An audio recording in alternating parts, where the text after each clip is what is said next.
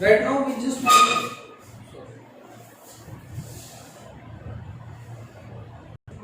first of all let me tell you.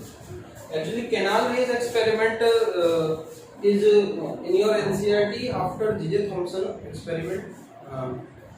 है ना तो but I can but I am intended to explain it right now. You will understand this thing more deeply when you will learn Thomson model. Sorry, Thomson E by M ratio thing. Like so. Actually, what is the thing is when you were doing what CRT experiment. In CRT experiment, what you were doing that this electron was excited and the work done for its excitation needs high energy, and this high energy was coming from the battery. So work done in order to excite this electron from its orbit. Actually, this is the nucleus. At that time, we didn't know about nucleus or orbits, etc. Just I am trying to explain it from our today's concept that these electrons needed work in order to take this electron out from that orbit and move it to the infinity. So work done was Q into V. Q means charge of this electron and V means the potential applied by the battery. And what was happening that time? We were putting high voltage and these electrons. Let us imagine 2 or 3 electrons are there in their orbits, and when they get excited, electrons comes out from their orbits, and what happens? Let us assume H2 hydrogen molecule or hydrogen gas was taken in the CRT tube.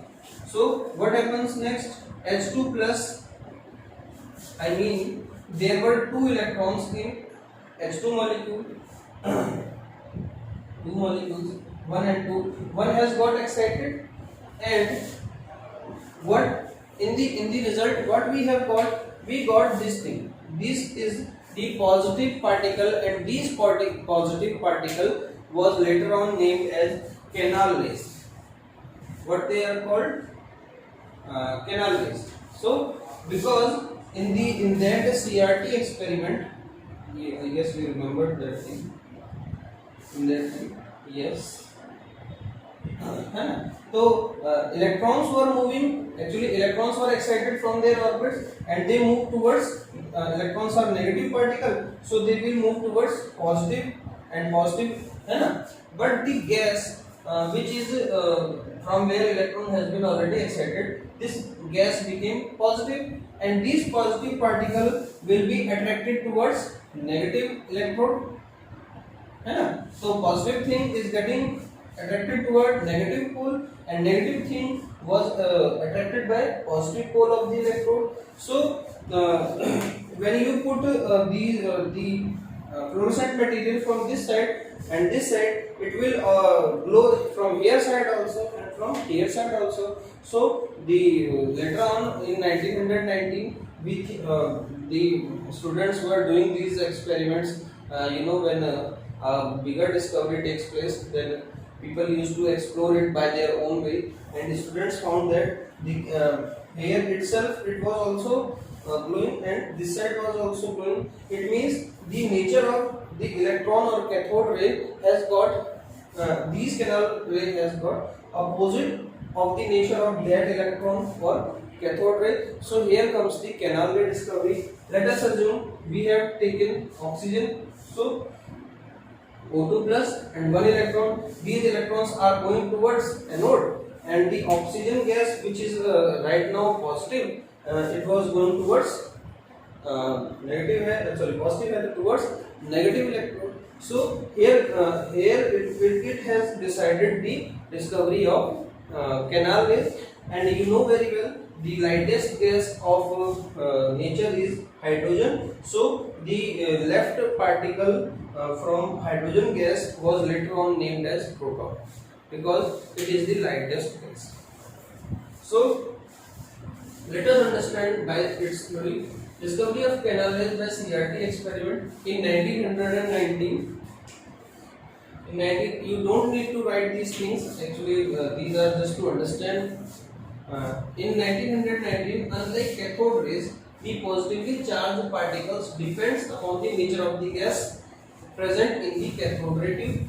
Yes, actually, you know well, electron is the universal thing in the atom. It will go as it has been, as the potential it has been applied by the battery. But you can easily imagine that hydrogen, or sorry, proton gas or oxygen gas has got mass, and these mass जितना भारी होगा, जितना high मास होगा, उतना उसको मुश्किल लगेगा पीछे जाने में. तो जो कैनाल रे थी, the canal rays were the speed of canal rays or the nature of canal rays were already just opposite to cathode ray, and obviously the speed of their reaching towards electrode was also different for different gases, because different gases release different number of electrons and different types of positive particle, and these positive particles were later on called canal rays. So charge to mass ratio, as you know, these are universal particles, so E by m ratio will be same, either it comes from hydrogen or either it comes from oxygen. But E by m ratio for hydrogen will be different, because here mass can be 2 times, and for this one E by m ratio will be different, because here mass is different thing and charge is different thing, because maybe 2 electron has been removed, or maybe 1 or maybe 5 or 6 and whatever. So the EM ratio for cathode ray was universal, but EM ratio, yani charge upon mass ratio, for different gases has to be different. So charge to mass ratio is found to dependent on the gas from which it was originated. काफी important question है. You know very well, canal rays has got mass of gases, and all gases have different masses and different charges. So next thing is, positively charged particles carry a multiple of fundamental unit of electrical charge. Let us imagine it has got one positive charge, so it could have, let us imagine 8 electrons are there in it, so 8 to the 16 minus 1, 15. Let us imagine here 15 positive charge. So it was just an assumption that time that the charge in the gas was the multiple of fundamental charge. Whatever be the charge here is, it will be the charge in here, it will be its multiple times. Like if there is 1 charge, then it will be 3 charge, 4 charge, 5 times charge than this one. So the behavior of these particles in the magnetic or electric field was opposite to that observed for electron or cathode rays. तो ये वाला चीज important है. Let us imagine, मैंने यहाँ पर north pole लगा दिया मैग्नेट का, और इधर मैंने मैग्नेट का साउथ पोल लगा दिया. ठीक है, जो मैग्नेट फील्ड होती है वो टुवर्ड्स नॉर्थ टू साउथ होती है. मान लेते हैं ये इलेक्ट्रॉन मूव कर रहा है और कैथोड रे पार्टिकल मूव कर रहा है, तो this is the way of motion, this is the way of motion, and force is applying towards north to south. This is the motion, and the force will be internal side, right hand thumb rule. I guess you have heard of it in your 10th class. Motion and force, magnetic force from north to south. Put your fingers downside. This is the motion, and force will be here for normal negative particle, but for in case of electron it will be the opposite one. Don't worry, you will learn it in your physics in the later section in the name of chapter known as EMI, electromagnetic induction. There you will find it easier. Right now what I am trying to say that if electron is moving, then it will force, it will experience a force in this side. So let us imagine charge was moving here, but on applying north and south magnetic field, it will move its path. It will deviate from its path. For example, it has to move from this place to this place. It has to move in here like this without any field, but in the presence of magnetic field, it was diverted like this.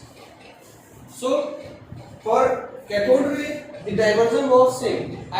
No matter what gas you are taking in the tube, the diversion was same. But for canal rays, let us assume it was moving like this. For canal rays, it was diverting like this.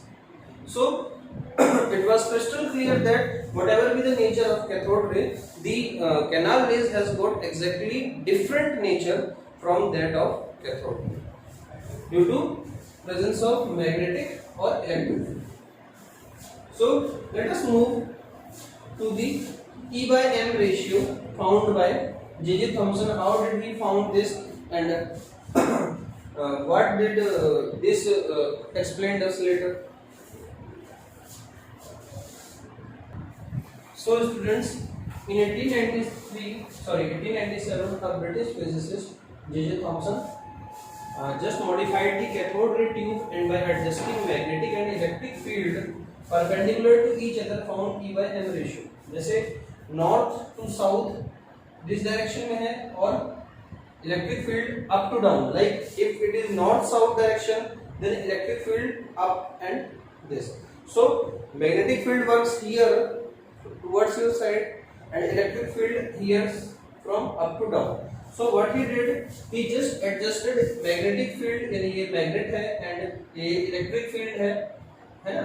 So he adjusted these two fields perpendicular to each other, and he found that when both these fields are off, you mean you didn't on the switch for electric field, and you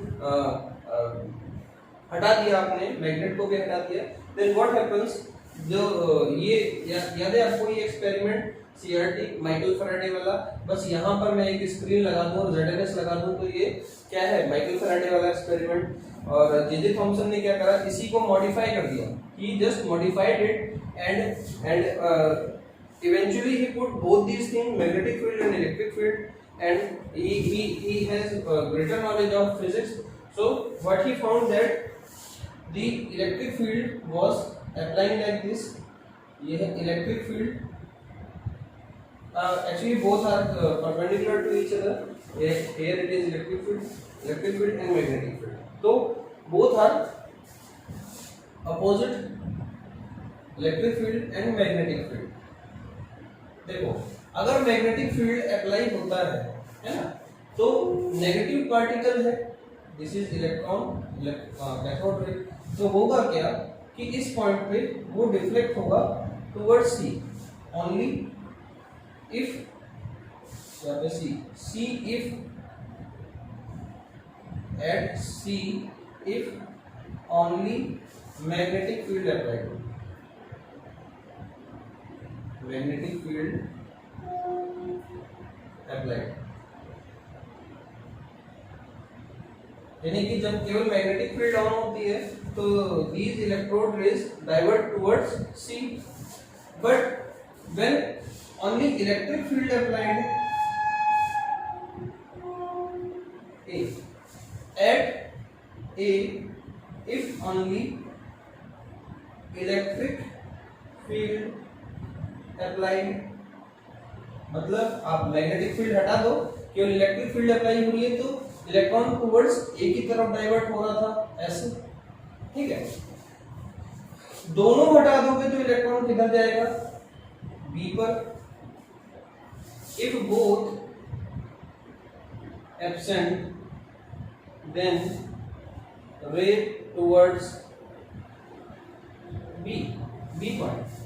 और एक और चीज, अगर हमने दोनों apply किया but the forces applied by both electric and magnetic field are same, let us imagine whatever the force applied by electric field is here and whatever be the electric force applied by magnetic field is here, and both have same magnitude, then what will happen, then again the cathode ray will travel towards B. If both present and of same magnitude, then also B. तो ये एक basic difference था which J.J. Thomson studied and finded out how E by M ratio can be calculated. So in the next section we will study how did he find the first of all, what were the outcomes from his experiment, and how did he calculated E by m ratio of electron. So what did J. Thomson concluded that greater the magnitude of negative charge, actually he found that there was a deflection of cathode ray particle which was now termed by him electron by G.J. Stoney, and later on he given his physical relevance, its physical relevance. So Mr. J. Thomson that found that the deviation, actually he is talking about other things, not right now of electron. He found that जो deviation होता है for particle, deviation for particle is directly proportional to charge on it. जितना ज़्यादा charge होगा उतना ज़्यादा उसका interaction होगा in magnetic and electric field, and later it will follow the deviation, and deviation for particle is inversely proportional to its mass. जितना ज़्यादा mass होगा उतना lesser deviation होगा. So what he did, he just put both these data. He simply he just compressed these data and found that deviation is directly proportional to Q या E, because here we are talking about electron upon mass. So he found that greater the magnitude of negative charge of the particle, greater will be the interaction with magnetic and electric field. But because here we are talking about electron has same charge and same mass, or cathode ray has same charge and same mass. Either it comes from O2 gas or S2 gas or ammonia gas. We don't need to worry about the type of gas. It is the basic constituent of the matter. So he just simply derived that Q or E divided by mass is directly proportional to its deviation. So actually the next thing which I am going to teach you is that you don't have to worry about it, as you will study it in your physics class later in 12th class. So just next thing, just watch it, write it and forget it. So this one is the electric field, and this one is the magnetic field. The symbol of magnetic field is B. So what he found that the force by it is the force by magnetic field QVB. Just right now, just listen it and write it and forget it. Force by magnetic field is given by Q, यानी कि charge into its velocity into its magnetic field, and Q means charge equals to force by electric field. So as we already knew, and we have to assume that we know that this thing, force by magnetic field is QVB and force by electric field is QE. As what he adjusted, when he put both these field perpendicular and exactly similar, so force by electric field should be equal to force by magnetic field. Hence QVB becomes QE, Q से Q गया, V equals to E by B. So first derivation he got was velocity of the particle is E by B. If both the field are same, then velocity is equals to 1. It will never change. Then in the next section, what we saw that when electron was moving in his experiment, electron was moving here, magnetic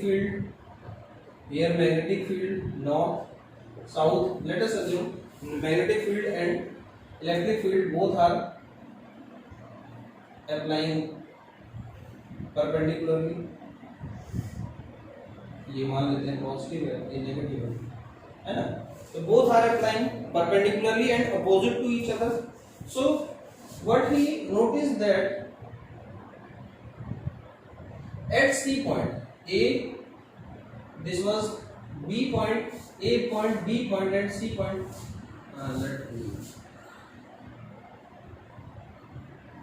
What is it? So force by E, electric field, and force by magnetic field. So what he calculated was that when the electron moved like this, ऐसे,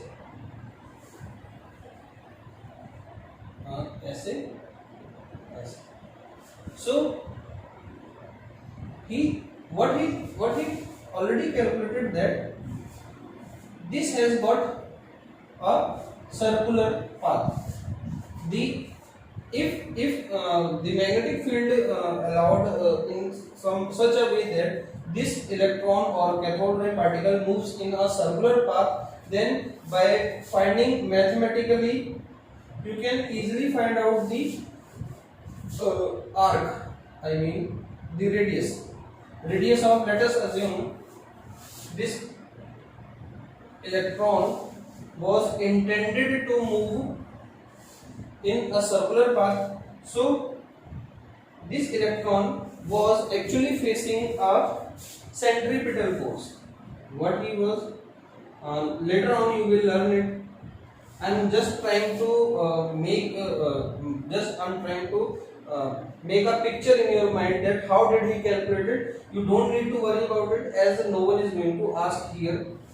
Centripetal force, and this centripetal force was provided by a magnetic field. QVB equals to M, and centripetal force formula is mv square by r. If you want to write down, then write down, otherwise you don't need to worry about it because nobody is going to ask you this, है ना. तो V से V गया, QB equals to M V upon R, है ना.